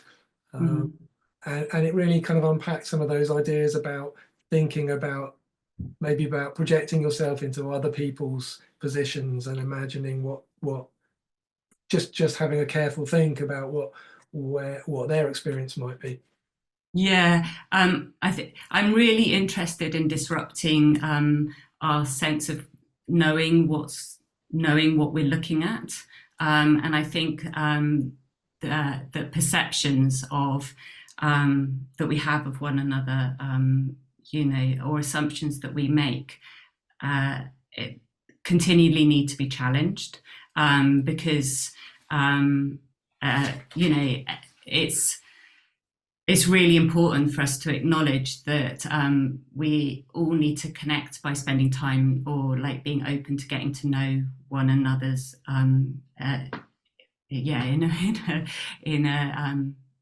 for stronger communities, and for us all to thrive. We have to be open to understanding one another. And it rings with these ideas about it's easy to kind of draw a line between that and recognizing hidden disabilities, or just recognizing each other's fragility, despite the assumptions that you might make. I guess it seemed really relevant, particularly here. Yeah. I'm going to just move us on to the work that was called "Move Through Me," proposal for stained glass. And this was in the other gallery space in the exhibition. And it uses this key motif, which you described earlier on the walls of your installation, this shape that was made from a drawing of your cross-legged form sitting on the floor. And has appeared also in other ceramic forms and things. In this instance, it's in lighting gel in the windows of the gallery. And when the sun's out, it kind of casts this very clear shape into the space. So it kind of takes up space. It's simultaneously invisible and taking up space. And on non-sunny days, it just casts a gentle pink light into the space, which may not even be noticeable to the kind of casual viewer. Tell us a bit more about that and how it sort of connects back into your practice. And could I just break in, sorry to interrupt, Natasha, with a 5-minute notice? Thanks both. When Matt offered the solo show, this pair of windows I've encountered on nearly every visit to Exeter Phoenix, and I always loved them. And I really wanted to do something that was new and site specific for the show. But I think this work is so important for me because there's so much in it, and yet it's so simple. For even the choice of the material. So I worked with lighting gel because I'd had this idea of making this work in stained glass, but obviously the budget was never going to stretch to doing that. But I wanted to realize the work, realize it enough for me to know it could exist and may exist one day in a stained glass form.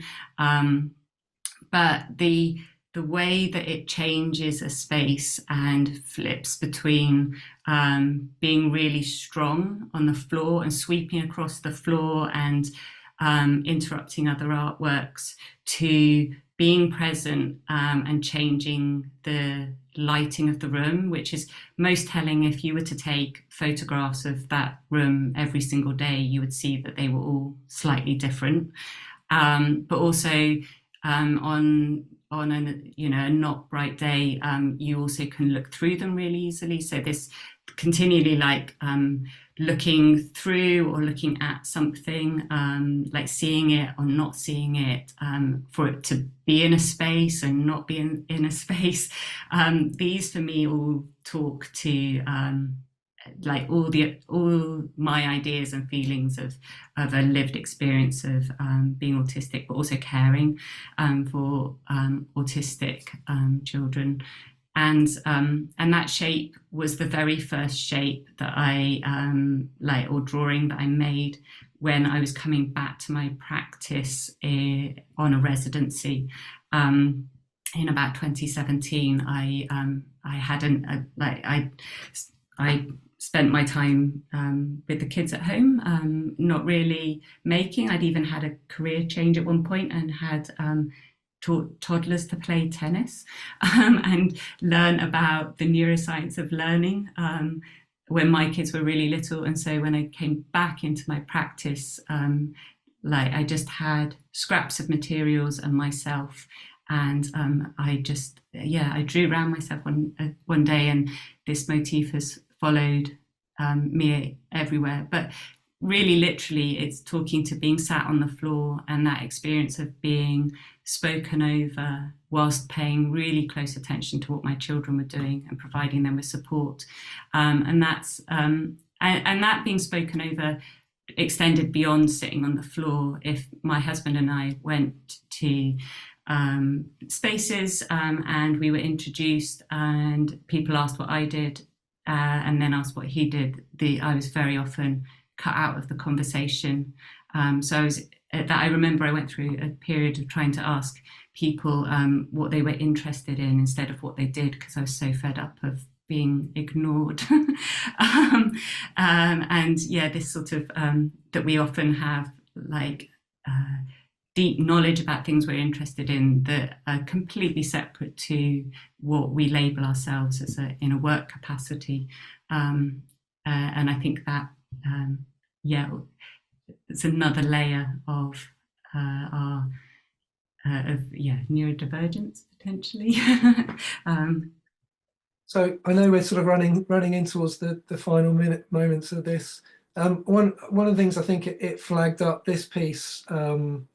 It echoes with me somewhat with some of the conversations about maybe about disability riders, but also just about changing the way that we work and that we make assumptions and things. So working with Natasha on this show, there were loads of things that I really took away from that experience, and one of them was about real budget clarity from the very start of the show, and sort of letting go of some of the like we have very relatively limited budgets. We've got an amazing space and not a huge amount of money, and often there's a kind of weird process of almost hiding and trying to kind of cover up for that. But actually, with Tash, we set a really clear, this is exactly what is available for the entire process.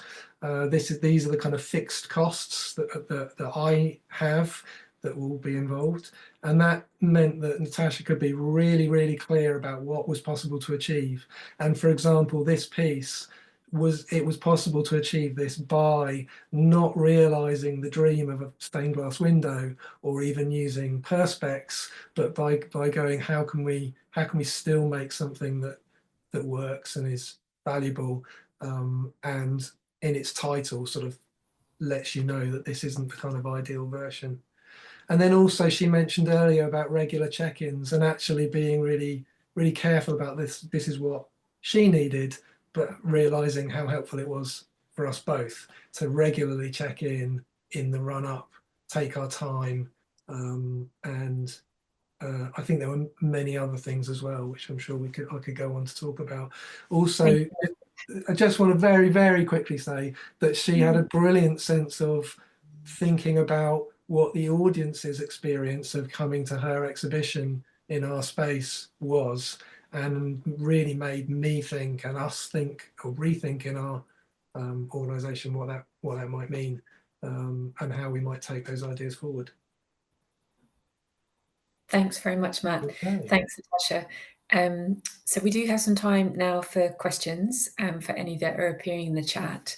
I know that we have a couple from ourselves behind the scenes who are running things, but great, I can see there's something here from Kaz. Matt mentioned that you approached Natasha about installing this work in the gallery. Did you have a specific commission funding to make it happen? And how could another artist approach you and other curators about funded installation proposals?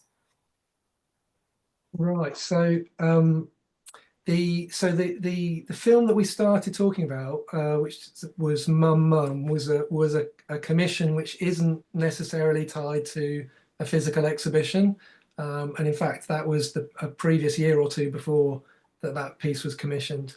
The wider installation piece, which that appeared in, was actually came through a commission with East Side Projects in Birmingham, and a version of it had previously been shown there. So it as a piece, it wasn't commissioned for our gallery. It was a piece that came into a group show.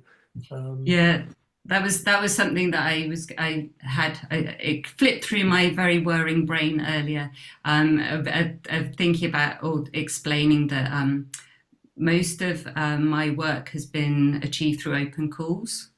So I am somebody, and that's part of living rurally for me, is that I have been, and the You and I film installation was made for the East Side Project's members show opportunity, and I had applied for that 3 years previously. So I've been applying for things for a while, but when I got given that opportunity, it was off the back of doing Mum Mum, and I think the clarity of where my work was at the time was that was really important, that development had taken place. And then so with Matt, there was budget for installing existing and a couple of new work. So the Move Through Me work was new out of that budget, but I also used some of the budget to reimagine a version of Notes from the Margin, which includes a large mural and installation, which takes me 2 days to paint. So in that budget, I paid myself to do that work, which is, again, thinking like in my work, work is being made all the time and then coming together for shows. I am doing fewer, or I haven't been invited to do so many commissions with a budget to make completely new work. Thank you both. And just for anybody that had joined, because I didn't audio describe myself when I first appeared on screen. So I'm Melanie Stidolph. I'm a white woman, and I have clear frame glasses and long brown grey hair, and I'm wearing an emerald top. I'm just going to check for new responses. Okay, here's one from George. Thanks, George, who was speaking earlier. Slightly random, but I'm intrigued to know how your children feel about being included in your work. Not random at all, and really, really important, actually. So they don't directly appear in my work at all. What appears in the work is my experience of caring for them. And I'm really, I hope I'm really careful about that. I want to protect their right for their childhood to be written and rewritten and known as it is. So I am rewalking their walks, but I'm not showing them. I am thinking about caring for them and finding metaphors to share that experience, but I'm not showing them or referring to them, hopefully in any way that would make them feel uncomfortable. So they're in the house at the moment, like I'm at home. This is a normal day. So they are used to me like making work around them, and they're quite dismissive of it. But they also know that that's how I communicate, and hopefully making work as an artist is the best I can do as a form of role modelling, that you can grow up to have a job doing things that are important to you. Yeah, hopefully that answers it a little bit. Thank you very much, Natasha. I do have one question of my own, which I'd really love to put to you before coming to the gallery question for Matt. Natasha really was thoroughly engaged about your doubling, mirroring, rehearsal, like these kind of connections that you're making in your work. I thought it was really powerful. At what point, if you know, did your practice begin to bring these issues to the foreground? And do you think it was happening before you were aware? I guess I assume that that is what happens. But yeah, if you wouldn't mind saying something about making perhaps a conscious decision, at what point that happened. I think that moment that I mentioned when I wrote in that DYCP the word neurodivergent and somebody told me that they didn't know what it meant that I realised all the research that I was doing wasn't happening. But I wanted to sort of get the work in a way that they might almost not notice, and then we'd have the conversations, or that it could function in the two ways, that I could go in with a conversation and I could say, and this is what the work looks like, or we could be, because the mum piece also opens up other conversations around care that aren't necessarily just to neurodiversity, so like mothering or caring for somebody who is ill in other forms. Yeah, and I think just as I have become isolated as a home educator, and I realise the number of people like who have been impacted by that experience through caring for somebody with SEN needs and not having those met, it felt important to make work that spoke to that. Yeah. Thank you. Thanks very much, Natasha. And Matt, this question here, as a gallery art space, do you have a quota of shows per year that should be fulfilled by artists who identify as disabled and or neurodivergent? I mean, the easy answer is no. It's an interesting question. I've recently had a very similar kind of conversation with someone who's joined our board, and there's not a really easy answer for. In a way, I try and that's something I really try and avoid because it feels completely meaningless in anything other than a box ticking way. So I guess when we're thinking about the program, there's a whole bunch of things which are clearly interesting and relevant and important, and we've got our eyes open. I've got my eyes open for opportunities for where they come along, so the starting point always for me is the work. You know, is this an interesting artist making interesting work? That's what leads me. And we only have 5 main exhibitions a year. We have lots of other things going on around that. So to start kind of quoting stuff, I think would do something really damaging, and I think it's probably quite insulting as well. I think just to briefly reflect on what George and Anna was saying earlier, like the connection. So you meet somebody, you make a connection with their practice, you make a connection with them. you're bringing your own perspective, like where you are, and then there's some kind of leveling or meeting at that point where you realize you can do something productive. And so, yeah, I'm definitely getting that from both of the presentations, and it's really interesting. It's much more subtle than a quota, isn't it? But at times, knowing or using that as a filter for kind of considering what our programs look like can be very beneficial across a range of kind of audiences and practitioners. There's a question here, which Amanda, thank you, has popped in, which picked up on sort of the end of your presentation, Matt, which was around care, care for audiences, care for yourselves in the space. And if you could kind of respond to that question, just to follow on a bit more of what you were saying, Matt, about how Natasha thought about audiences in relation to the work, and then maybe sharing something about what those responses have been, if that's not too big a question in one go. Sure, yeah. I mean, I think it's as we picked up on them this morning as well, it's an evolve, these things are constantly evolving, and I think there's like there's been a huge, it feels like there's been a huge amount of change over the last 4 years or so, where these ideas are really coming to the fore. And as you said, it's for everyone. It's about looking after ourselves and looking after the people we work with, and looking after the people who come and visit us. And in some ways it's not radical at all, and in other ways it feels incredibly radical to just start asking those questions. I'm just going to pull this blind down. The sun's, after a horrible morning, the sun's just come out and being blinded. I can maybe also just jump in on that a little bit.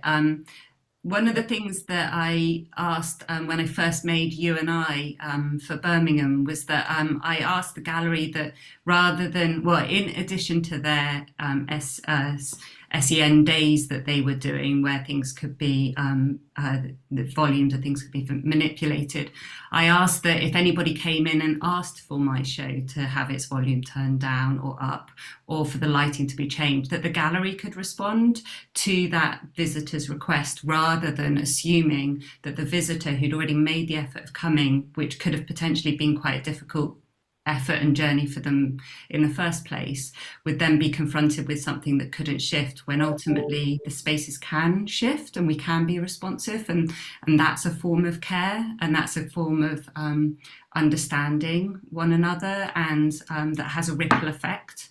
Every time we're caring and acknowledgeable and put ourselves out for others, that it spreads. So why can't we also try and make our spaces do that? And then other simple things around seating, that if somebody has to ask for a seat, then that's not really making somewhere accessible. So can we just make it so that people can adapt the space like with what's there, but also that my work isn't like open to be touched, but if somebody does touch it, that's okay. And if somebody breaks something, it's okay too. That there's like, we live in a world of things, and that we can maybe trust the audience to just understand that. And if something happens, that we can then care for the person who's probably going to be more mortified and more shocked than anything else, and that's important. So that was the kind of approach we took to thinking about about the show a little bit. And so refreshing for me. In we're a venue which is incredibly busy, but isn't able to, for one reason or another, we don't have invigilators in the space. They're not quite big enough for that to feel always like a great thing, and we're just not at the moment able to kind of coordinate that. But yeah, that raises these issues about what if, what happens, and to have these kind of, an incredibly generous attitude from Natasha, but to then go, oh, okay, these are conversations that maybe, what if that's the starting point, rather than how can we put barriers up? How can we put signs up? How can we jump at people and tell them not to do things? It's just a really interesting way of really looking at it. And likewise, having some seating in a space that may be a kind of uptight idea about how beautiful the exhibition looks, and you might not feel it needs a seat in it if you haven't thought about those things. Really simple things. That's what I mean. Nothing radical, but just about making the time to stop and just kind of go, that's easy. That's not a problem. Why not?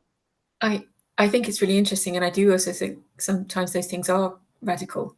They can be in major institutions. To put a bench, I've heard of an example very recently, to put a bench into an exhibition can be radical, and can be pushed back on. So I do think these, as simple as they sound, are very current.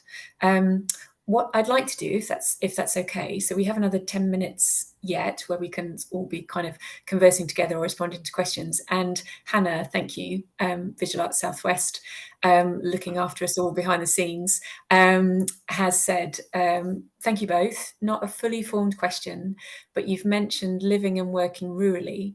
And I'm wondering what the question, how can I stay, means to you. And really, that's a question, I think, for everyone. And also because we have the honour of being the final event in this series, it would be really amazing to see what that means for people. And I just want to share here, Lisa, even though my Zoom keeps jumping around, Lisa, your comment, sorry, I will get to it. I'm getting there. He said, I share your experience. I am a neurodivergent visual artist with a child who had to leave school. I do work about her. She appears in my work, but never show her face. I also live rurally and I feel I have little connection, little opportunity. It's an additional struggle. And it's amazing to see that Lisa is connecting there with Kaz. So thank you.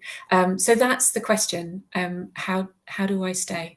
And that's what began this whole premise, this whole body of events with Visual Arts Wets and from the steering group. And the very slightly longer version of that is, how can I stay? I don't want to not want to stay.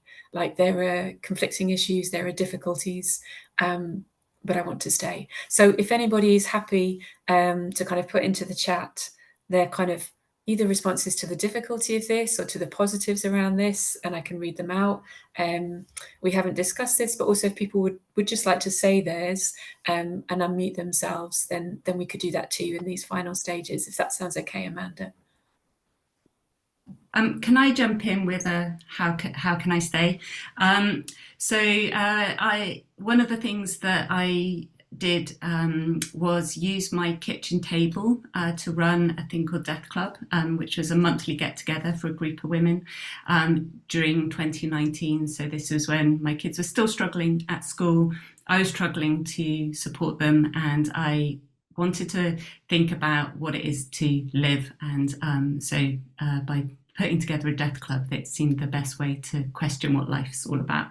And from that, a fraction of that group then looked into setting up something called Holding Together in GL11, which is a trauma-informed resource sharing space and a group that facilitates events in my community. And then last night I went to another event that has, like My Little Town, which is 15,000 people. It's a group of creatives who started getting together over Zoom.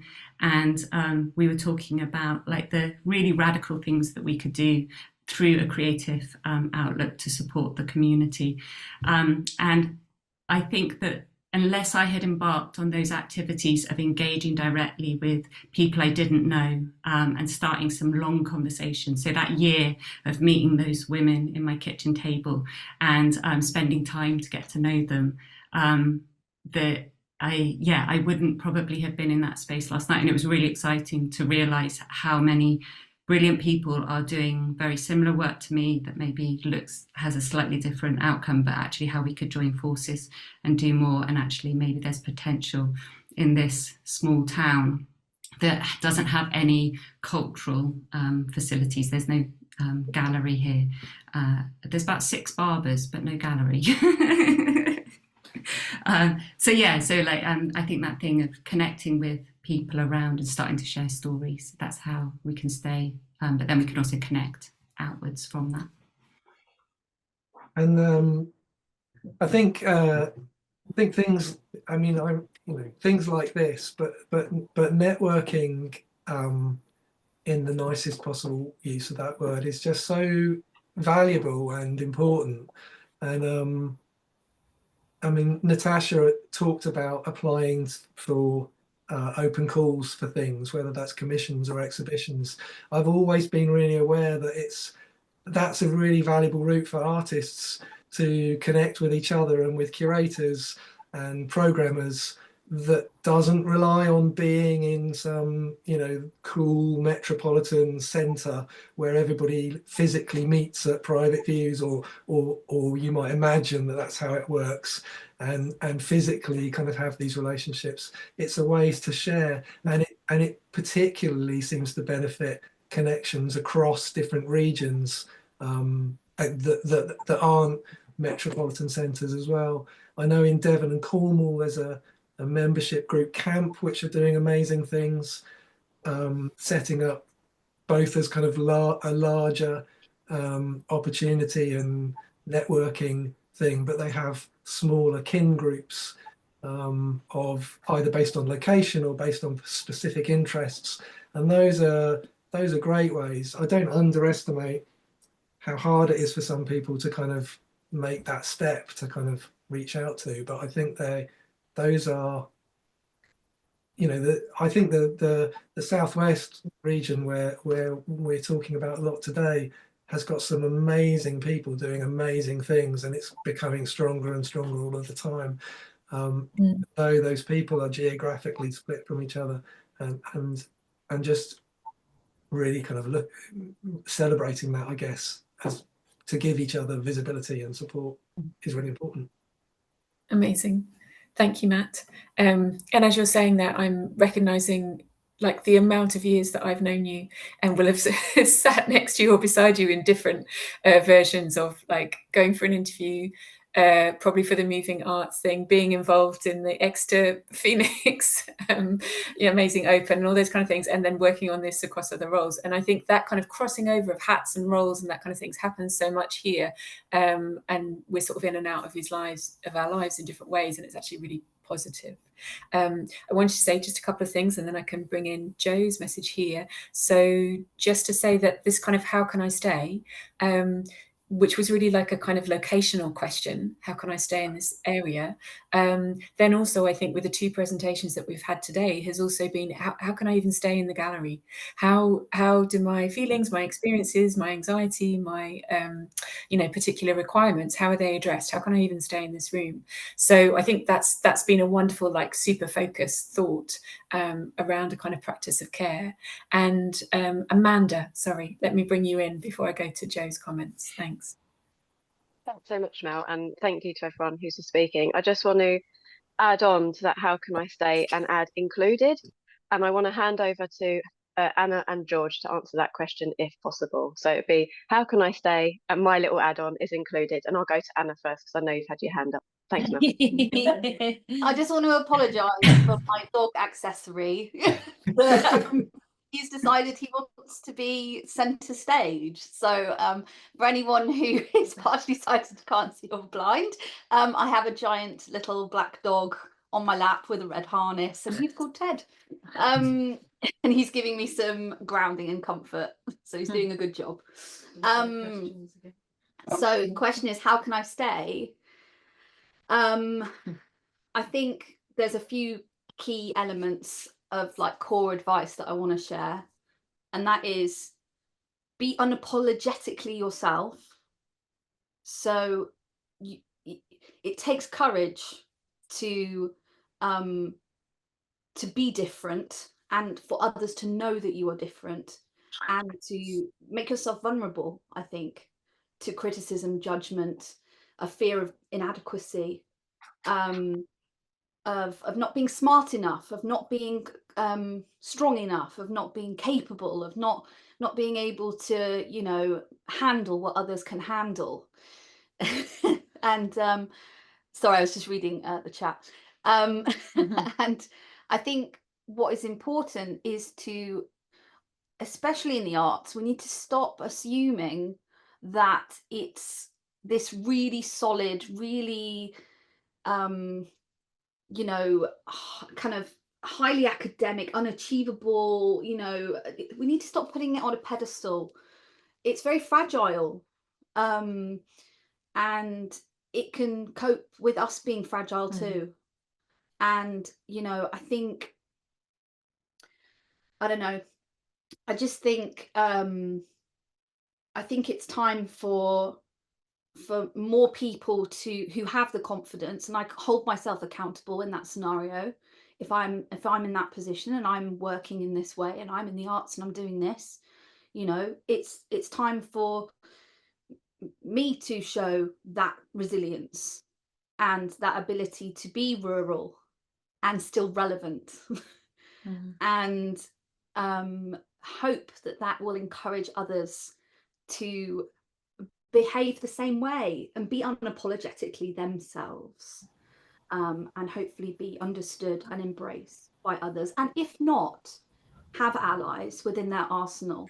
If you're here today and you've heard me speak and you want to reach out, you know, I'm here for you. If you want some courage, if you want some advice, you know, this recording is here and it won't go anywhere.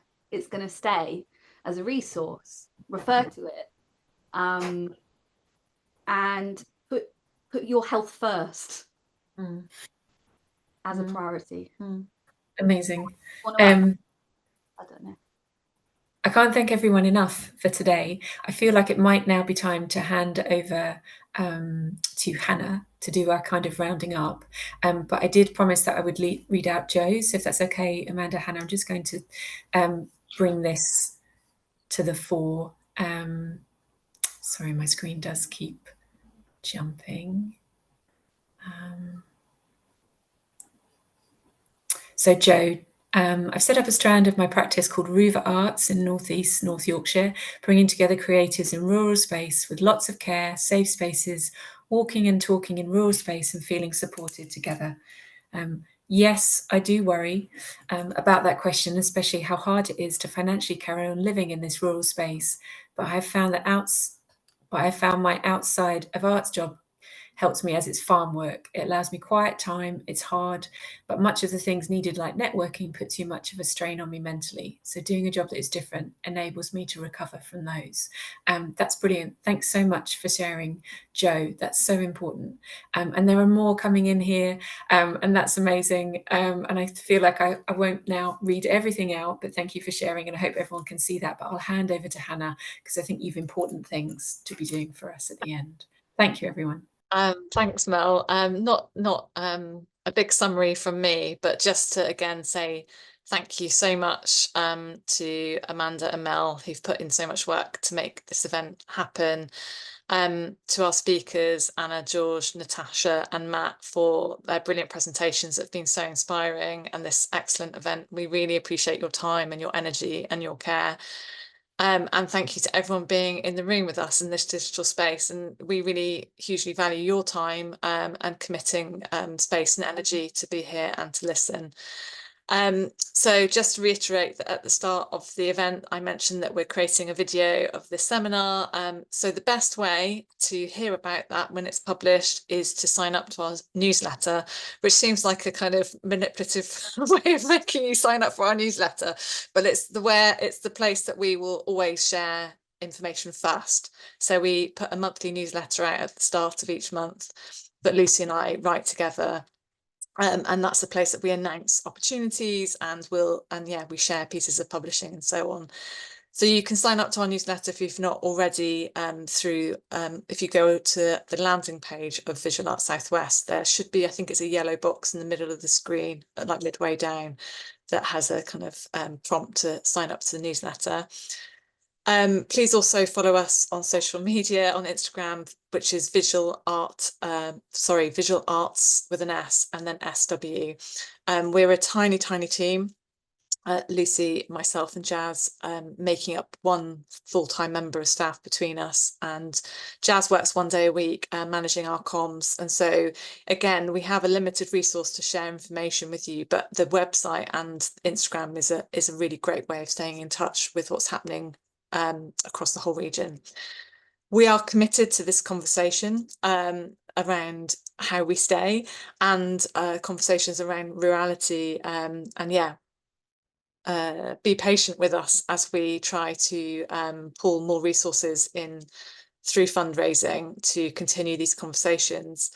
And with that in mind, we will be sharing a short survey with you straight after this event. And in fact, I think Amanda's going to chuck the link into the chat for me in a second for anyone who's keen and able to do it. I totally get that completing surveys takes time and energy, but it's absolutely the fuel that we have to convincing funders that resource is needed for projects and platforms like this. So please, please, please, if you can, please do complete the survey. I'd really hugely appreciate it. Yeah, that's enough from me. So just back to you, Mel and Amanda. Thank you. Do you know that? Back to me, Mel. There it is on the script. It's back to me and Amanda to say thank you so much. I'm really, really lifted by today and really fascinated by all the presentations. And I'm really glad we've recorded them so that I can go back and watch them again. Yeah, I think this hopefully has embodied a little bit of that connections and community across different locations and across different life experiences. So thank you everyone for being wonderful and inspiring, and thank you to all of the team that helped make this happen, which includes Amanda. Over to you for the final. Well, thank you. And yeah, just to re-say everything that's been said already, but yeah, huge thank you to all of the Visual Arts Southwest team, and especially Hannah for managing the Zoom recording, all of the panel, and for Mel for managing the questions today. That's been really helpful. And again, there's been so many different and interesting points that have been raised. I think we need another symposium, Hannah. And on that note, I've captured the questions and I'll share those with the group. So if anyone does want to email a response, we have those as well. Please do stay in touch with Visual Arts Southwest, as it will be really, really important to see what exciting work they have coming up in the future. And again, massive thanks to the panel for attending today. Thank you. Thank you, everybody.